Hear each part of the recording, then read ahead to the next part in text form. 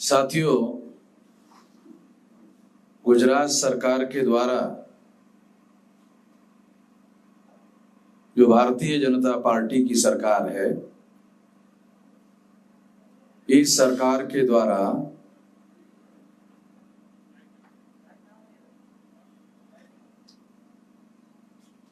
आज का कार्यक्रम करने के लिए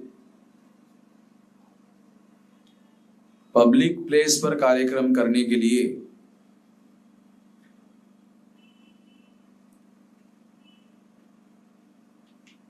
सरकार ने सर्कुलर निकालकर, आदेश निकालकर पाबंदी लगाई।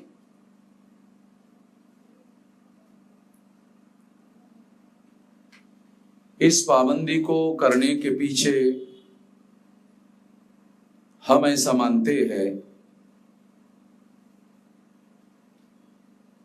कि बाबा साहब आम्बेडकर की विचारधारा जन्मदिन के मौके पर पहुंचनी नहीं चाहिए।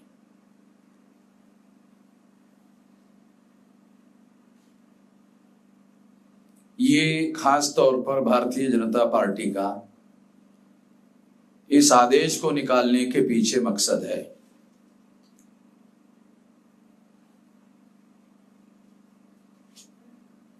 इस बात को ध्यान में रखते हुए हम लोगों ने यह निर्णय लिया कि यदि हम लोग कानून का उल्लंघन करते हैं तो सरकार को हम लोगों के ऊपर केसेस करने का कानूनी रूप से अधिकार उपलब्ध है। उसके द्वारा हमारे लोगों को अपने मकसद से डाइवर्ट करने की कोशिश हो सकती है और इसे इस दृष्टि से मैं एक षड्यंत्र मानता हूं।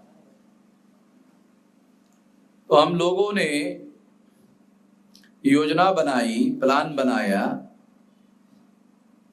एक तो हम लोगों को कानून के दायरे में रहकर कार्य करने की हमारी कार्य प्रणाली है।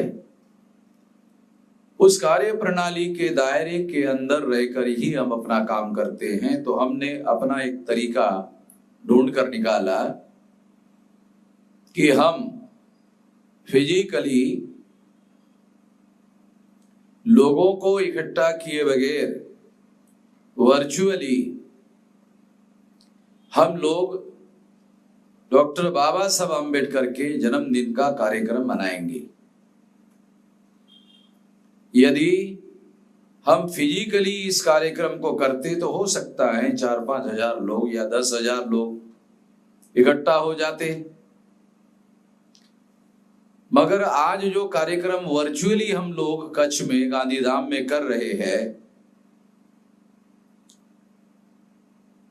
और गांधीधाम और कच्छ के लोगों के लिए गर्व और गौरव की बात यह है कि 14 अप्रैल का दिन आज तक हम लोगों ने गांधीधाम या कच्छ के लोगों के लिए ये कार्यक्रम इसके पहले हम लोग करते रहे। आज पहली बार वर्चुअली जब हम इस कार्यक्रम को कर रहे हैं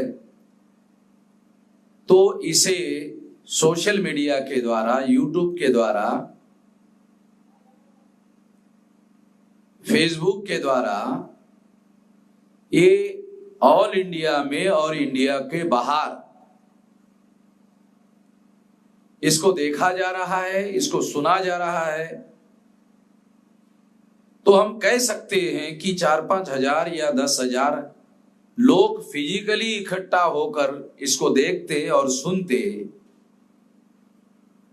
इसके बजाय कई लाख लोग जो है यूट्यूब के द्वारा, सोशल मीडिया के द्वारा सारे देश भर में इस कार्यक्रम को देख रहे हैं, सुन रहे हैं।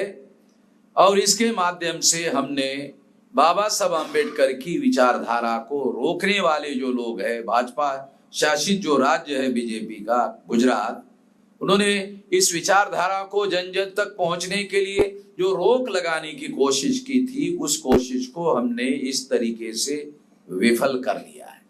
उनका इरादा जो था कि बाबा साहब अम्बेडकर की विचारधारा देश भर में या कच्छ के लोगों को नहीं पहुंचनी चाहिए, ये जो उनका इरादा था, वो इरादा हम लोगों ने पूरी तरह से विफल कर दिया है, क्योंकि सारे देश भर के लोगों को ये आवाज हम लोग पहुंचा रहे। तो ऐसा पहुंचाकर हमने गुजरात सरकार का जो इरादा था, षड्यंत्र था कि बाबा साहब अम्बेडकर की विचारधारा लोगों तक नहीं पहुंचनी चाहिए, हमने इस मकसद को फेल कर दिया है, उनके इरादों को असफल कर दिया है और ज्यादा लोगों तक आवाज पहुंचाने में हम लोग कामयाब हुए हैं, ऐसा कहा जा सकता है। सारे देश और दुनिया में ये आवाज सुनी जा रही है आज के कार्यक्रम की। इस वजह से बहुत सारे लोगों को शायद गांधीधाम कहाँ है ये मालूम नहीं होगा, मगर आज गांधीधाम का नाम भी सारे देश और दुनिया में रोशन हो गया है। और यदि हम लोग गांधीधाम में फिजिकली ये कार्यक्रम करते तो केवल गांधीधाम के ही लोगों को गांधीधाम का नाम और बाबा साहब का नाम मालूम होता, उनका विचार मालूम होता, मगर वर्चुअल कार्यक्रम से हम लोग सारे देश में और दुनिया में इसको देखा जा रहा है, सुना जा रहा है, और इस तरह से हम लोग हमारे मकसद में सफल है और दुश्मन के मकसद को फेल करने में कामयाब है। पहली बात तो मैं ये कहना चाहता था जो अभी मैंने आपके सामने कही। दूसरी बात मैं आप लोगों को कहना चाहता हूं कि बाबा साहब अम्बेडकर का जो जन्मदिन है,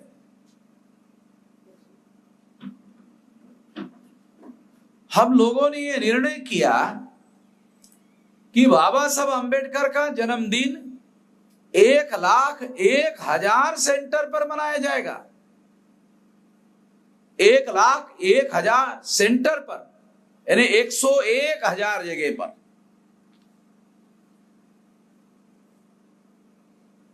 ये संगठित रूप से मनाया जाएगा।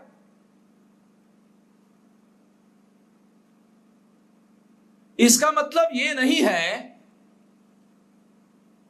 कि 1,01,000 जगह पर जो कार्यक्रम हमने करने का ऐलान किया, इसका मतलब ये नहीं है कि बाबा साहब अम्बेडकर का जन्मदिन लोग नहीं मनाते, मनाते, सारे देश भर में मनाते हैं,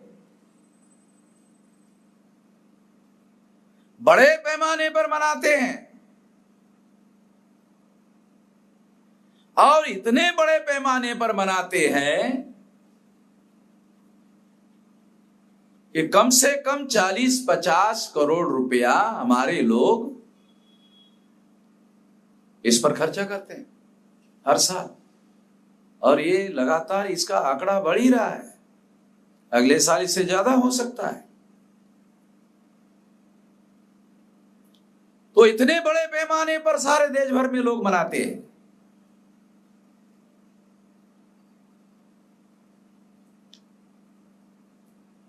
इतने बड़े पैमाने पर मनाने के बावजूद भी हम लोग 1,01,000 जगह पर मनाने का निर्णय क्यों किया?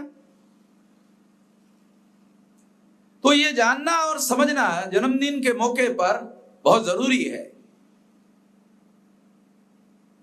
कि बाबा साहब अम्बेडकर का जन्मदिन जो मनाने वाले लोग हैं वो सारे देश भर में ढोल धमाका बजाते हैं, डीजे लगाते हैं।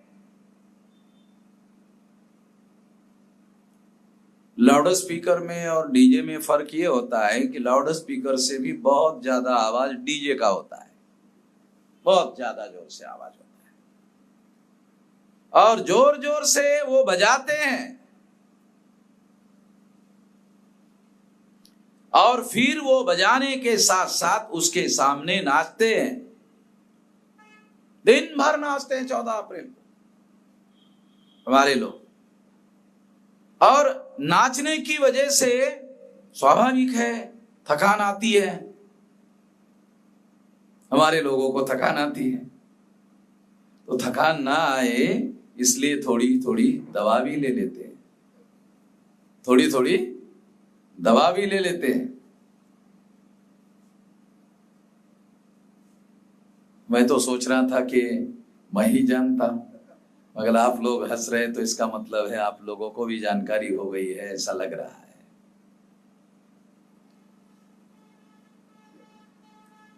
और फिर दूसरे दिन दिन भर आराम करते हैं और शाम को फिर जागते हैं और जागने के बाद फिर संकल्प करते हैं। इसी तरह से ढोल धमाका अगले साल लगाऊंगा, डीजे लगाऊंगा, नाचूंगा, थोड़ी सी दवा अगर ज्यादा निधि मिल गया तो ज्यादा ले लूंगा,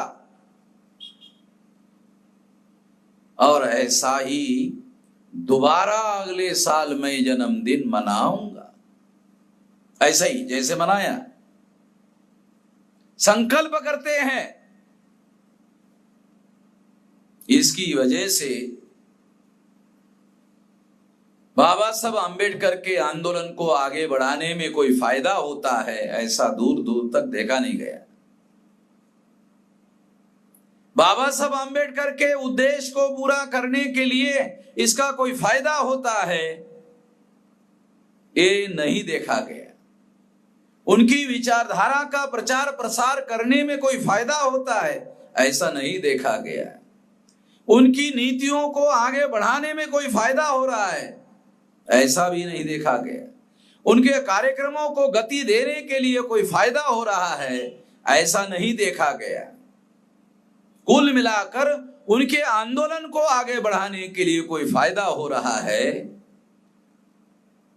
ये तो बहुत दूर की बात है। एक जन्मदिन मनाने वाली कमेटी का दूसरे जन्मदिन मनाने वाले कमेटियों के साथ आपस में कोई कोऑपरेशन नहीं होता है, कोऑर्डिनेशन नहीं होता है। कोऑर्डिनेशन तो दूर की बात है, परिचय भी नहीं होता है। तो इससे एक बात सिद्ध होती है कि इससे बाबा साहब आंबेडकर का आंदोलन आगे बढ़ाने के लिए बिल्कुल भी कोई फायदा हुआ नहीं। जन्मदिन का मनाने का शोरगुल हर साल बढ़ रहा है, मगर आंदोलन का शोरगुल जो आगे बढ़ना चाहिए उस अनुपात में बढ़ते हुए दिखाई नहीं दे रहा है। इस बात का बाबा साहब आंबेडकर को भी अंदेशा था। बाबा साहब आंबेडकर के जीवन काल की बात बताता हूं। बॉम्बे में बाबा साहब आंबेडकर का जन्मदिन मनाने के लिए कुछ लोग बाबा साहब आंबेडकर के ही पास गए और बाबा साहब आंबेडकर को कहा कि आपका हम जन्मदिन मना रहे हैं, आप अपने ही जन्मदिन में बोलने के लिए आइए।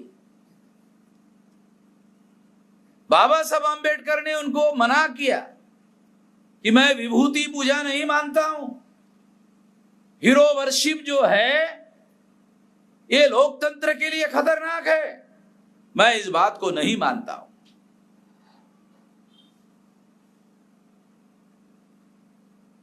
और इसलिए मैं तुम्हारे कार्यक्रम में आने वाला नहीं हूं। लोगों ने उनको बहुत आग्रह किया।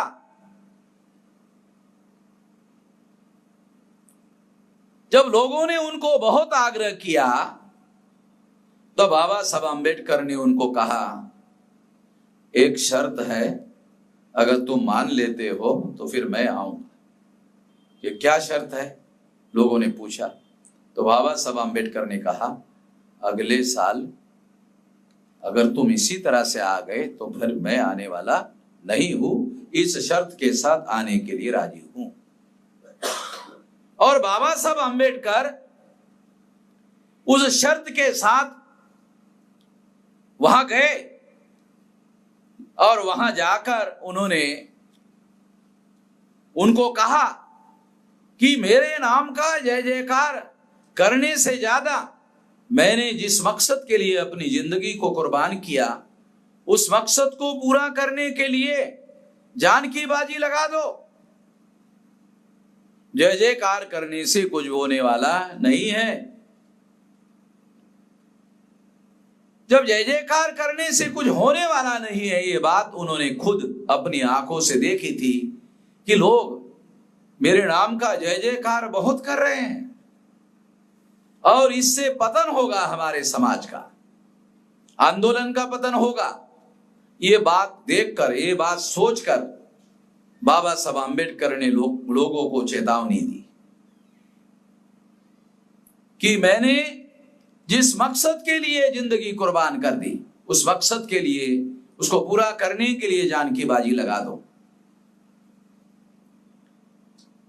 अब मकसद के लिए जान की बाजी लगा दो तो बाबा साहब आम्बेडकर के जन्मदिन पर लोगों को, जो नाचने वाले लोग हैं, जो दिन भर उनके जन्मदिन पर नाच गाना करते हैं, क्या उन लोगों को हमारे महापुरुषों के मकसद के बारे में कोई जानकारी है?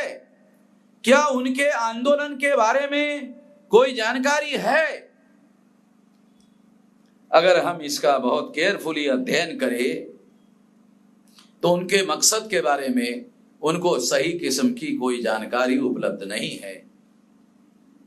कोई आंदोलन के बारे में उनको कोई जानकारी उपलब्ध नहीं है। इसलिए मैं